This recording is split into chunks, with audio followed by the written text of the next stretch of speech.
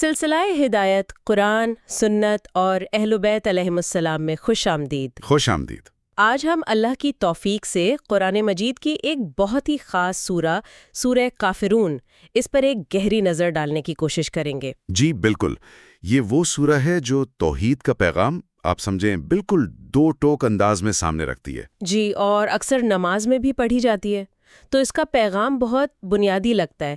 اس کی تفصیل جاننا تو یقیناً ایمان کو اور پکا کرے گا، ہے نا؟ جی بالکل، تو آئیے شروع کرتے ہیں اس کے تعارف سے۔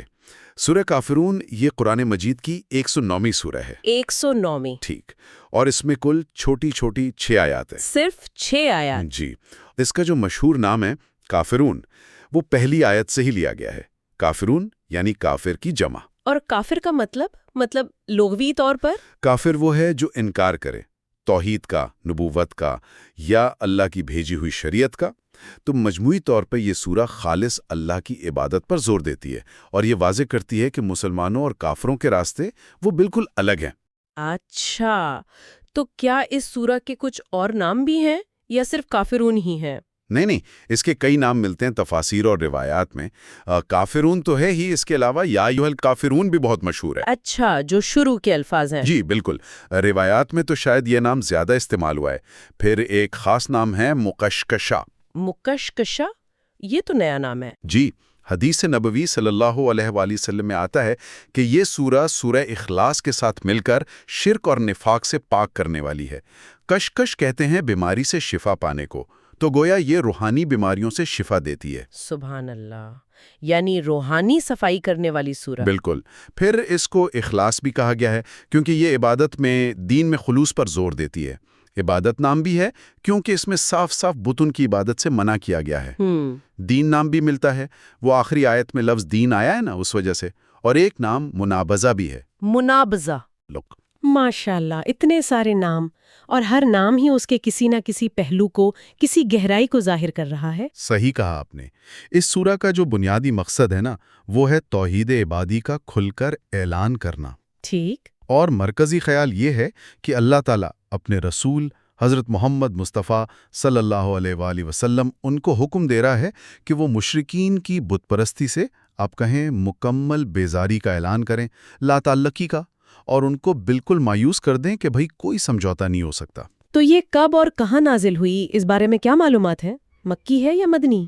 زیادہ تر مفسرین ان کا یہی ماننا ہے کہ یہ سورہ مکی ہے، یعنی ہجرت سے پہلے مکہ میں نازل ہوئی۔ اچھا۔ اگرچہ کچھ روایت ہیں جیسے ابن عباس سے یا قتادہ سے جو کہتی ہیں کہ یہ مدنی ہے، لیکن زیادہ مضبوط قول مکی ہونے کا ہی ہے۔ اور زمانہ کون سا تھا، شروع کا یا بعد کا؟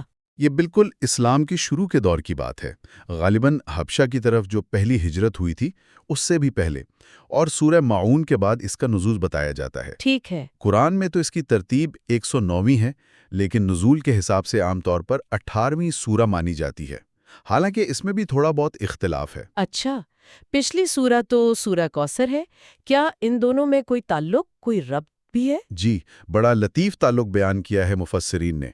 دیکھیں، سورہ کوثر میں اللہ نے نبی اکرم صلی اللہ علیہ وآلہ وسلم کو تسلی دی تھی۔ دشمن تانے دیتے تھے نا، ابتر کہتے تھے، بے نام و نشان، اللہ نے اس کا جواب دیا۔ جی ہاں۔ اور سورہ کافرون میں انہی دشمنوں کی طرف سے جو ایک مذہبی سمجھوتے کی پیشکش ہوئی تھی اس کو رد کر دیا گیا ہے۔ تو گویا پہلے ان کے تانوں کا جواب، پھر ان کی پیشکش کا رد۔ واہ، یہ تو بہت دلچسپ ترتیب ہے۔ جی، اور اس سورہ کی فضیلتیں بھی خاص ہیں۔ یہ قرآن کی مفصلات صورتوں میں سے ہے، یعنی چھوٹی صورتوں میں سے۔ مفصلات؟ جی، ایک حدیث نبوی میں آتا ہے صلی اللہ علیہ وآلہ وسلم کہ مجھے مفصلات جو ہیں وہ حضرت داؤد علیہ السلام کی زبور کے بدلے میں عطا ہوئی ہیں۔ اور ایک اور مشہور حدیث ہے کہ سورہ کافرون چوتھائی قرآن کے برابر ہے۔ چوتھائی قرآن یعنی ثواب میں، اس کی کیا وجہ ہو سکتی ہے؟ علماء کہتے ہیں کہ دیکھیں، قرآن کے جو بڑے بڑے مضامین ہیں ان میں سے ایک بہت اہم مضمون ہے شرک کی تردید، بت پرستی کی نفی۔ بالکل۔ چونکہ یہ سورہ اسی مضمون کا خلاصہ ہے، بالکل جامع انداز میں، اور شرک سے مکمل برات کا اعلان ہے، تو اس لیے ثواب کے لحاظ سے اسے چوتھائی قرآن کہا گیا۔ گویا یہ توحید کے محاذ پر قرآن کی جو تعلیمات ہیں نا، ان کا نچوڑ ہے۔ واقعی یہ تو اس کی عظمت کو ظاہر کرتا ہے۔ تو اب چلتے ہیں آیات کی طرف اور ان کے معنی میں تھوڑا گہرائی سے اترتے ہیں۔ پہلی آیت اعوذ باللہ من الشیطان الرجیم بسم اللہ الرحمن الرحیم قل یا ایہا الکافرون۔ ترجمہ ہے اے رسول صلی اللہ علیہ وآلہ وسلم کہہ دو اے کافرو۔ جی اچھا، اس سورہ کے نازل ہونے کا کوئی خاص پس منظر، کوئی واقعہ بھی ہے، شان نزول جسے کہتے ہیں؟ جی ہاں، اس کا ایک مشہور شان نزول ہے، تفاسیر میں آتا ہے، جیسے تفسیر مکارم شیرازی ہے یا تفسیر نمونہ ہے علامہ محسن نجفی کی۔ ان میں ذکر ہے کہ مکہ میں جب قریش نے دیکھا کہ بھئی اسلام تو پھیل رہا ہے اور ہمارے سارے حربے ناکام ہو رہے ہیں، تو ان کے کچھ بڑے سردار تھے۔ کون کون؟ جیسے نام آتے ہیں ولید بن مغیرہ، عاص بن وائل، حارث بن قیس، امیہ بن خلف وغیرہ۔ یہ لوگ نبی اکرم صلی اللہ علیہ وآلہ وسلم کے پاس آئے ایک سمجھوتے کا فارمولا لے کر۔ سمجھوتا؟ کیسا سمجھوتا؟ انہوں نے کہا اے محمد صلی اللہ علیہ وآلہ وسلم، آؤ ایک ڈیل کرتے ہیں، 1 سال آپ ہمارے خداؤں کی یعنی لات، عزا، منات کی عبادت کرو، اگلے سال ہم آپ کے اللہ کی عبادت کریں گے۔ استغفر اللہ۔ جی، کچھ روایات میں یہ بھی ہے کہ کہا اچھا چلو اگر عبادت نہیں کرنی تو کم از کم ہمارے بتوں کو بس ہاتھ لگا دو برکت کے لیے، ہم تمہیں نبی مان لیں گے، تمہاری بات مانیں گے۔ وہ بس کسی طرح حق اور باطل کو ملانا چاہتے تھے۔ یہ تو سیدھا سیدھا عقیدے پر سودے بازی تھی۔ تو ہمارے نبی پاک صلی اللہ علیہ وآلہ وسلم کا کیا جواب تھا؟ آپ صلی اللہ علیہ وآلہ وسلم نے فوراً سختی سے رد کر دیا، فرمایا میں اللہ کی پناہ مانگتا ہوں کہ اس کے ساتھ کسی کو شریک کروں، اور کہا میں اپنے رب کے حکم کا انتظار کروں گا۔ اچھا، بس اسی موقع پر اللہ تعالیٰ نے یہ سورہ کافرون نازل فرما دی، بالکل صاف ڈو ٹوک جواب۔ اس کے نازل ہونے کے بعد آپ صلی اللہ علیہ وآلہ وسلم مسجد الحرام گئے، وہ سردار وہیں بیٹھے تھے۔ آپ نے بلند آواز سے یہ پوری سورہ ان کے سامنے پڑھی۔ پھر تو وہ بالکل مایوس ہو گئے ہوں گے۔ جی، بالکل مایوس ہو گئے کہ اب کسی قسم کے سمجھوتے کی کوئی امید نہیں۔ اس پس منظر سے تو سورہ کا پیغام اور بھی جیسے کھل کر سامنے آ جاتا ہے۔ اچھا، آیت شروع ہو رہی ہے کل سے، جی، یعنی کہہ دو۔ اس لفظ کی کیا خاص اہمیت ہے یہاں؟ کل یہاں بہت اہم ہے۔ تفسیر مکارم میں اس پر بات کی گئی ہے کہ یہ لفظ یہ بتاتا ہے کہ آگے جو بات آ رہی ہے نا، وہ نبی اکرم صلی اللہ علیہ وآلہ وسلم کی اپنی بات نہیں ہے، اپنی رائے نہیں، بلکہ یہ اللہ کا حکم ہے۔ آپ تو صرف پہنچا رہے ہیں۔ اچھا، اس سے قرآن کی جو الہی حیثیت ہے، اس کی اصلیت ہے، وہ محفوظ رہتی ہے۔ جیسے سورہ یونس آیت 15 میں بھی ہے نا کہ نبی اپنی طرف سے قرآن میں تبدیلی نہیں کر سکتے۔ ٹھیک۔ اور یہ جو کہا گیا الکافرون، اس سے کون مراد ہے؟ کیا یہ وہی مخصوص سردار تھے یا یہ حکم عام ہے؟ اس میں مفسرین کی 2 طرح کی رائے ہے۔ کچھ کہتے ہیں جیسے تفسیر مکارم میں اشارہ ملتا ہے کہ یہاں جو ہے نا، الف لام، یہ عہد خارجی کے لیے ہے، یعنی اس سے مراد وہی خاص گروہ ہے قریش کا جنہوں نے یہ پیشکش کی تھی، اور اللہ جانتا تھا کہ یہ لوگ ایمان نہیں لائیں گے۔ لیکن دوسرے مفسرین ہیں جیسے علامہ محسن نجفی اپنی تفسیر میں لکھتے ہیں، وہ اس حکم کو عام سمجھتے ہیں۔ ان کے نزدیک یہ صرف ان سرداروں تک نہیں ہے، بلکہ یہ ہر زمانے کے مسلمان کے لیے حکم ہے کہ وہ کفر سے، کافروں کے معبودوں سے، ان کے دین سے اپنی مکمل لا تعلقی کا اعلان کرے۔ یہ اصول ہمیشہ کے لیے ہے۔ یعنی یہ جو اصول ہے کہ ایمان اور کفر کے راستے بالکل الگ ہیں، ان میں کوئی ملاوٹ نہیں ہو سکتی، یہ ہر دور کے لیے ہے۔ بالکل۔ اب آئیے دوسری آیت پر، لا اعبد ما تعبدون۔ ترجمہ: جن کی تم پرستش کرتے ہو میں ان کی عبادت نہیں کرتا۔ علامہ نجفی نے ترجمہ کیا، میں ان بتوں کو نہیں پوجتا ہوں جنہیں تم پوجتے ہو۔ جی، یہاں عبادت میں مکمل علیحدگی کا اعلان ہے۔ لیکن یہاں ایک سوال آتا ہے ذہن میں، کیا مکہ کے مشرک اللہ کو مانتے ہی نہیں تھے؟ قرآن میں دوسری جگہوں پر تو آتا ہے کہ ان سے پوچھو آسمان زمین کس نے بنائے، تو کہتے ہیں اللہ نے۔ بہت اہم سوال ہے آپ کا، اور اس کا جواب سمجھنا نا، یہ توحید کو سمجھنے کی چابی ہے۔ جی، قرآن کی کئی آیتیں ہیں، سورہ لقمان، سورہ عنکبوت وغیرہ، ان سے صاف پتہ چلتا ہے کہ وہ اللہ کو کائنات کا خالق، مالک، رازق یہ سب مانتے تھے۔ تو پھر یہ کیسے کہا گیا کہ میں اس کی عبادت نہیں کرتا جس کی تم کرتے ہو، اور آگے آیت 3 میں بھی آئے گا کہ تم اس کی عبادت نہیں کرتے جس کی میں کرتا ہوں؟ اس کی وضاحت مفسرین یہ کرتے ہیں کہ یہاں بات خالق ماننے کی نہیں ہو رہی، بات ہو رہی ہے عبادت کی۔ وہ اللہ کو خالق تو مانتے تھے، مگر عبادت صرف اللہ کی نہیں کرتے تھے، وہ بتوں کو اللہ کا شریک بناتے تھے۔ اچھا، کس طرح؟ کبھی کہتے تھے یہ بت اللہ تک پہنچنے کا ذریعہ ہیں، سفارش کریں گے ہماری۔ سورہ یونس، سورہ زمر میں اس کا ذکر ہے۔ کبھی وہ خود کو اتنا گناہگار سمجھتے تھے کہ بھئی ہم براہ راست اللہ کی عبادت کے لائق کہاں، تو بتوں کو بیچ میں واسطہ بنا لیا۔ قرآن اس شرک کو بالکل رد کرتا ہے۔ اللہ کی عبادت تو خالص ہونی چاہیے، اس میں کسی کی شراکت نہیں ہو سکتی۔ تو جب وہ شرک کے ساتھ عبادت کرتے تھے تو حقیقتاً وہ اس ایک اللہ کی عبادت نہیں کر رہے تھے جس کی عبادت نبی اکرم صلی اللہ علیہ وآلہ وسلم کر رہے تھے، جو واحد ہے، جس کا کوئی شریک نہیں۔ اللہ معبودوں میں سے ایک نہیں بلکہ صرف وہی معبود ہے۔ ان کا خدا کا تصور ہی، ان کی عبادت کا طریقہ ہی غلط تھا۔ یعنی خالق مان لینا ایک بات ہے اور عبادت صرف اور صرف اسی ایک کی کرنا بغیر کسی شراکت کے، یہ بالکل دوسری بات ہے۔ یہ فرق واقعی بہت اہم ہے۔ جی بالکل۔ اسی آیت میں ایک اور چھوٹا سا نکتہ ہے۔ ما تعبدون میں لفظ ما کا استعمال عام طور پر ما بے جان چیزوں کے لیے آتا ہے۔ بت بھی بے جان تھے۔ تو کیا یہ ان بتوں کی بے حقیقتی، ان کے بے جان ہونے کی طرف اشارہ ہے؟ جی، یہ ایک تفسیر ہے۔ علامہ نجفی نے وضاحت کی ہے کہ اگرچہ قرآن میں کبھی کبھی جاندار باشعور چیزوں کے لیے بھی ما آیا ہے، لیکن یہاں شاید ان بتوں کی حقارت، ان کے پستی، ان کی بے وقاتی ظاہر کرنا مقصود ہے کہ یہ تو کسی گنتی میں ہی نہیں ہے۔ ٹھیک۔ اب تیسری آیت۔ جی، تیسری آیت، وَلَا أَنْتُمْ عَابِدُونَ مَا أَعْبُدُ۔ ترجمہ، اور نہ تم اس کی کبھی عبادت کرنے والے ہو جس کی میں عبادت کرتا ہوں۔ علامہ نجفی کا ترجمہ ہے، اور نہ ہی تم اس اللہ کی بندگی کرتے ہو جس کی میں بندگی کرتا ہوں۔ جی، یہ آیت تو دوسری آیت کا جیسے الٹ لگ رہی ہے۔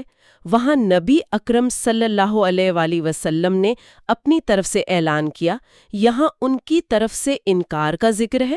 بالکل۔ یہ دوسری آیت کو مکمل کرتی ہے کہ جس طرح میں تمہارے جھوٹے خداؤں کو پوج نہیں سکتا، اسی طرح تم لوگ، یعنی وہ خاص گروہ جو اپنی ضد پر اڑا ہے، باپ دادا کی اندھی تقلید کر رہا ہے، دنیا کے فائدے دیکھ رہا ہے، تم لوگ اس ایک سچے خدا اللہ واحد کی خالص عبادت کرنے والے نہیں ہو، جس کی طرف میں تمہیں بلا رہا ہوں۔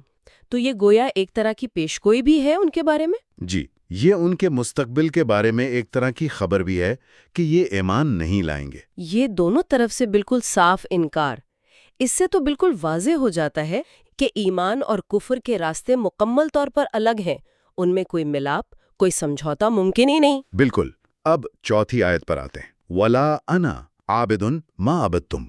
ترجمہ، اور نہ میں کبھی اس کی عبادت کرنے والا ہوں جس کی تم نے عبادت کی ہے۔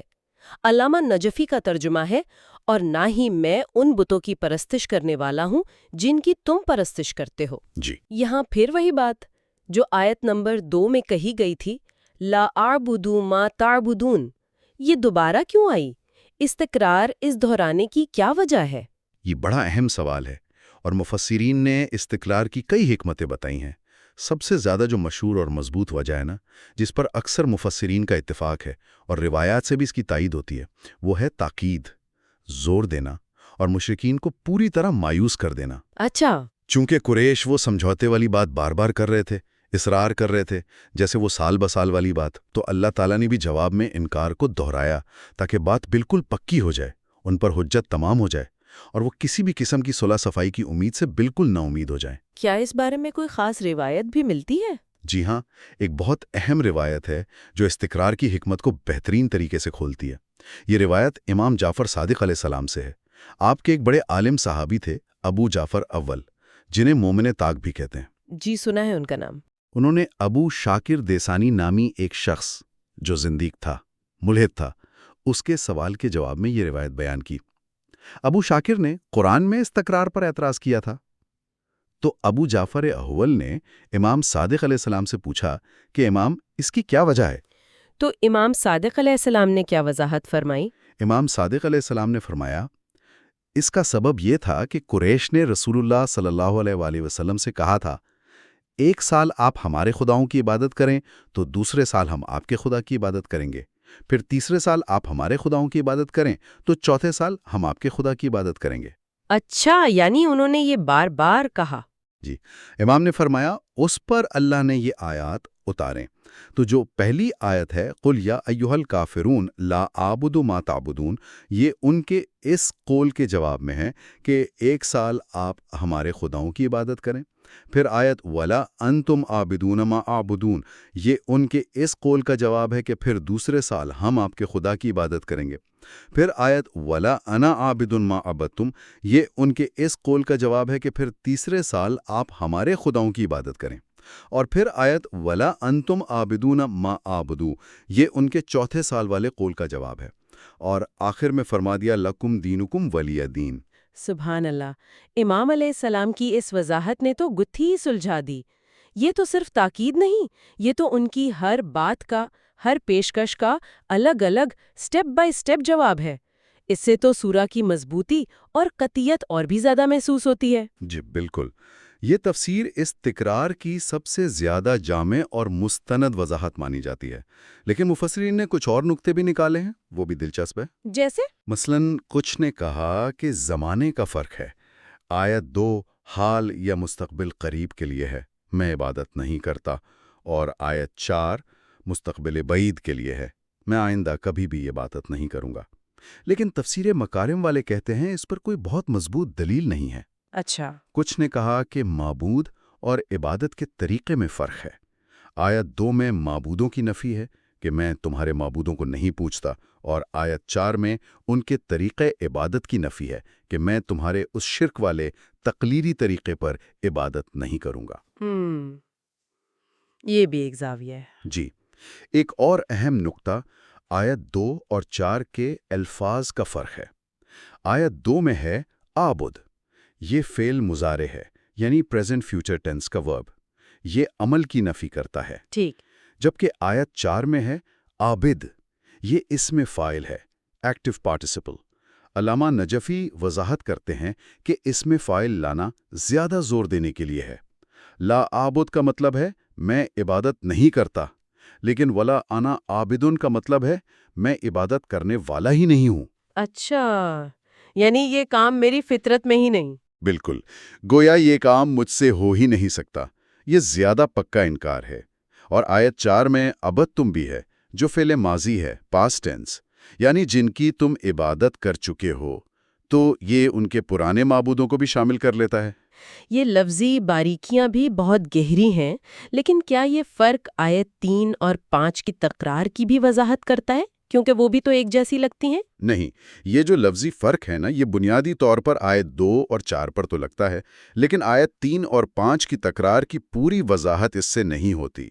اسی لیے امام جعفر صادق علیہ السلام والی جو روایت ہے، جو قریش کی بار بار کی پیشکش کے جواب کو بنیاد بناتی ہے، وہ ان ساری تکراروں کی سب سے اچھی اور مربوط وضاحت پیش کرتی ہے۔ صحیح، اب 5ویں آیت دیکھتے ہیں۔ جی، آیت 5 وَلَا أَنْتُمْ عَابِدُونَ مَا أَعْبُدُ۔ ترجمہ، اور نہ تم کبھی اس کی عبادت کرنے والے ہو جس کی میں عبادت کرتا ہوں۔ علامہ نجفی کا ترجمہ، اور نہ ہی تم اس کی عبادت کرنے والے ہو جس کی میں عبادت کرتا ہوں۔